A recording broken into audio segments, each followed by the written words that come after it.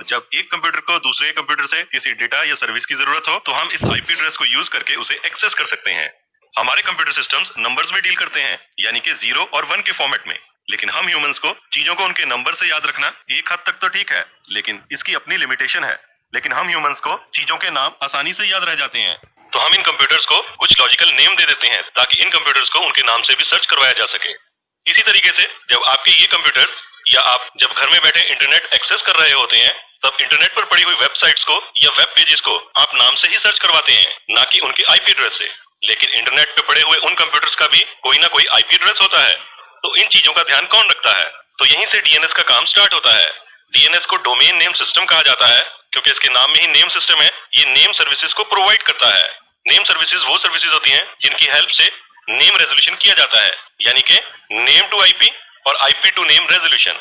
जैसे कि आपको किसी कंप्यूटर या वेबसाइट का नाम पता है, तो आपको उसका आईपी एड्रेस जानने की जरूरत नहीं है। जैसे कि एक कंप्यूटर है या वेब सर्वर है जिसके ऊपर वेबसाइट होस्टेड है, उस वेब सर्वर को उसके ओनर्स ने या एडमिनिस्ट्रेटर्स ने एक नाम दिया हुआ है, और इस नाम की एंट्री उसके आईपी एड्रेस के साथ उन्होंने डीएनएस सर्वर पर करवा रखी है। तो जैसे ही आप उस वेब सर्वर को या कंप्यूटर को उसके नाम से सर्च करेंगे, तो बैकग्राउंड में डीएनएस आपकी क्वेरी को सॉल्व करेगा। डीएनएस उस नाम को उस कंप्यूटर के या वेब सर्वर के आईपी एड्रेस से ट्रांसलेट करेगा और आपको डायरेक्टली उस वेब सर्वर से कनेक्ट कर देगा। ये प्रोसेस यूजर्स के लिए ट्रांसपेरेंट रहता है, यानी कि उन्हें कभी भी ये जानने की जरूरत नहीं रहती है कि किस कंप्यूटर का क्या आईपी एड्रेस है। या दूसरे शब्दों में कहें कि अगर हमें किसी कंप्यूटर का नाम पता है, तो डीएनएस उसका आईपी एड्रेस पता लगाने में हमारी हेल्प करता है, या फिर बिल्कुल इससे उल्टा, अगर हमें उसका आईपी एड्रेस मालूम है तो उसके नाम का पता लगाया जा सकता है। इसलिए इसको कहा जाता है कि डीएनएस नेम रेजोल्यूशन के काम आता है, यानी कि नेम टू आईपी ट्रांसलेशन या फिर आईपी टू नेम ट्रांसलेशन। इसे समझने के लिए सबसे आसान तरीका है फोन बुक। जैसे कि आपके मोबाइल फोन्स में आप एक फोन बुक क्रिएट करते हैं, जिसमें आपके फ्रेंड्स या रिलेटिव्स का नाम आप एंटर करते हैं और उस नाम के साथ उनका फोन नंबर आप उसमें सेव कर लेते हैं। तो आपको अपने एक एक दोस्त या रिश्तेदार के फोन नंबर को याद रखने की जरूरत नहीं पड़ती है। आप अपनी फोन बुक से उसका नाम सर्च करते हैं और उसे कॉल कर देते हैं।